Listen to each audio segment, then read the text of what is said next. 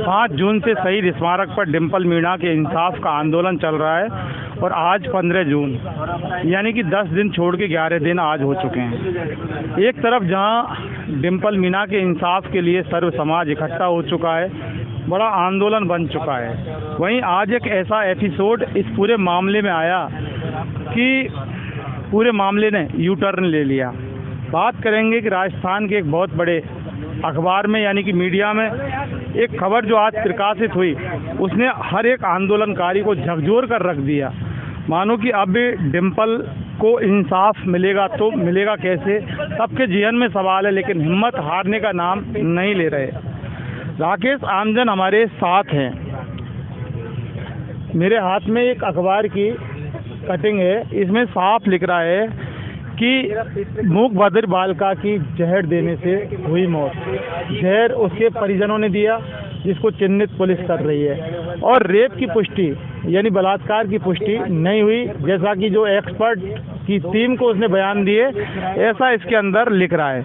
और वहीं जिसको आरोपी आप लोग ठहरा रहे हैं, पुलिस का ये कहना है इस अखबार के मुताबिक, खबर के मुताबिक, कि वो आरोपी है ही नहीं जिसकी आप बात कर रहे हैं। पूरा मामला यू टर्न ले गया, यानी कि सनसनीखेज इस मामले में खुलासा मीडिया ने किया है। आपका आरोप है इधर रेप हुई, बच्ची के साथ रेप हुआ और उसकी जलाकर हत्या की। इधर खबर जो अखबार है वो दूसरी पुष्टि कर रहा है। किसको सही माना जाए? देखिए, पहले तो आपका बहुत बहुत हार्दिक आभार, जो लगातार आम जनता की और डिंपल बेटी की न्याय की आवाज़ को आप निष्पक्ष तरीके से वास्तविक रूप में आम जन जन तक पहुंचा रहे हैं, लगातार कठोर परिश्रम के साथ। इसके लिए आपका बहुत आभार। ऐसा मीडिया हमने पहले कभी नहीं देखा।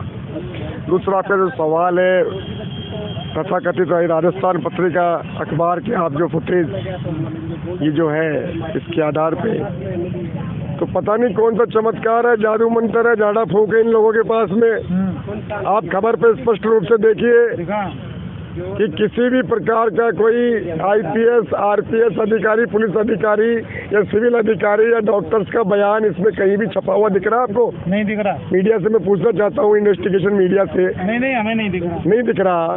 तो ये जादू मंत्र से कहाँ से चुरा के लिया है? इन्वेस्टिगेशन की रिपोर्ट इनके खिलाफ मुकदमा दर्ज होना चाहिए।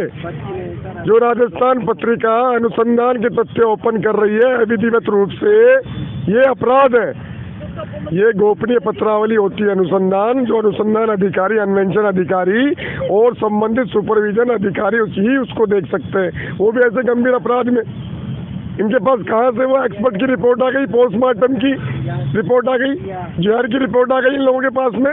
इसका मतलब कानून का उल्लंघन कर रहे हैं या इनकी मिलीभगत है अपराधियों से? 1.25 महीने से इस पीड़ित परिवार की कोई खबर नहीं छापी इस तथाकथित अखबार ने, जो बड़े होने का ढोंग करते हैं और दर्शन छोटे हैं।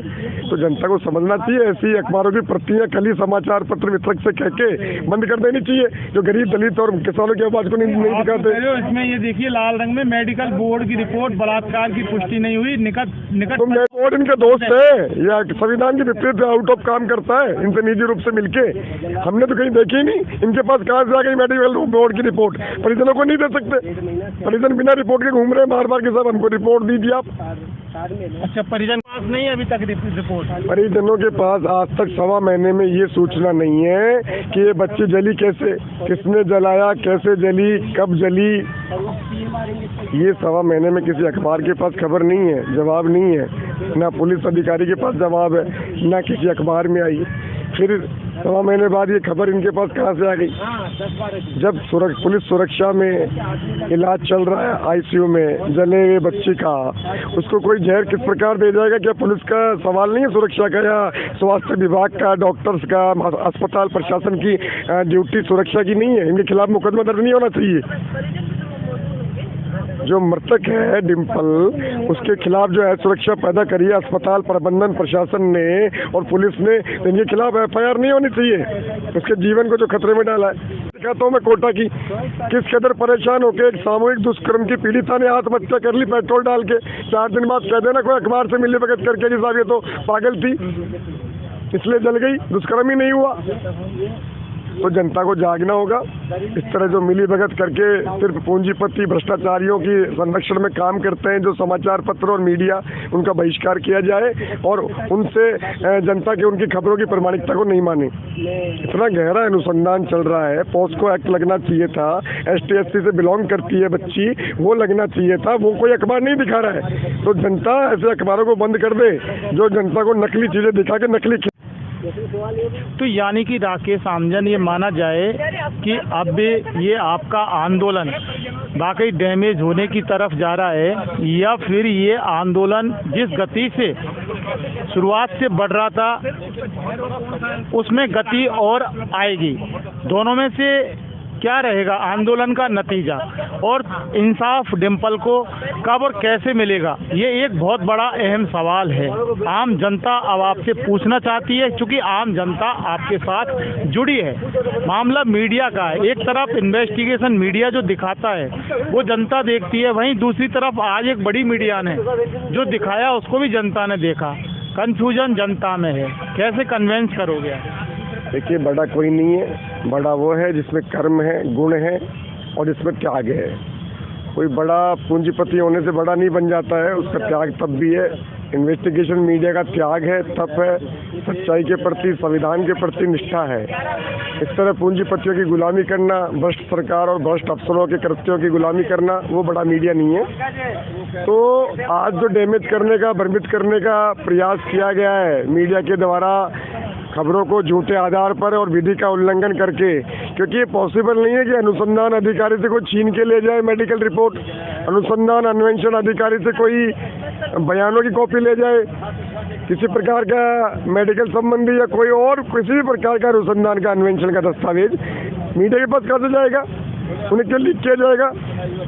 जब तक न्यायालय में संबंधित पत्रावली पेश नहीं की जाएगी और किसी प्रकार का आगे अनुसंधान नहीं किया जाएगा, उससे पहले गोपनीय विषय होता है। छापा है तो सामान तो होगा ना कुछ मीडिया? भाई छापना पता नहीं किस दबाव में छापा है, किस भ्रष्ट सरकार के अधिकारी के दबाव में छापा है, किसके कहने पे भ्रमित करने के लिए जनता को छापा है।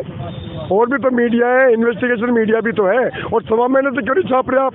उसके जलने पे आज तक क्यों नहीं छाप रहे कि किस चीज़ से जली है, वो किसने जलाया है?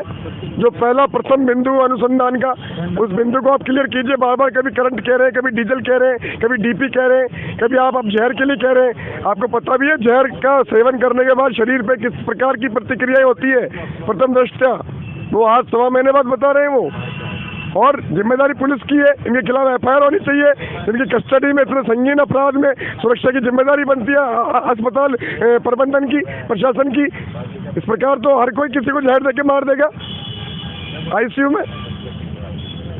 जी, इन्वेस्टिगेशन मीडिया।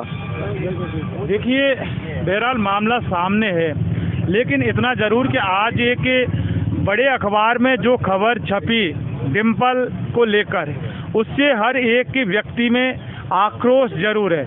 और वो व्यक्ति विशेषकर जो लगातार यहाँ धरने पर बैठा है, 5 जून से धरने पर बैठा है, और वो व्यक्ति जो पूरे देश के अलग अलग कोने से इस धरने को सपोर्ट करने आ रहे हैं, इनके साथ डिम्पल को इंसाफ के लिए यहाँ दिलाने के लिए जो आ रहे हैं, वो कहीं ना कहीं होके अब सकते में है। लेकिन हिम्मत अभी भी बरकरार है। डिम्पल मीना को जस्टिस मिलेगा और 101% किसी भी कीमत पर मिलेगा, हर हाल में मिलेगा। दुनिया की कोई ताकत नहीं जो डिम्पल को इंसाफ देने से इन आंदोलनकारियों को रोक सके। ऐसा तस्वीर आज सामने है और हमेशा रहेगी। डिम्पल मरी नहीं, वो जिंदा आज भी है, कल भी थी, और जब तक रहेगी जब तक कि उसको इंसाफ नहीं मिल जाता। चाहे किसी भी लेवल पर सत्ता के मद में और सिस्टम के मद में और प्रभाव में आकर मीडिया किसी भी तरह से मामले को डाइवर्ट करने की कोशिश करे, लेकिन असली मीडिया ये मीडिया, इन्वेस्टिगेशन मीडिया, जो ग्राउंड लेवल पर यहाँ डिम्पल की तस्वीर, डिम्पल की आवाज़, डिम्पल के हक की आवाज़ और डिम्पल को इंसाफ दिलाने वाले प्रत्येक लोगों की रोजाना आवाज़ बन के आपके सामने दिखाता है। यही वाकई एक सच्चाई है।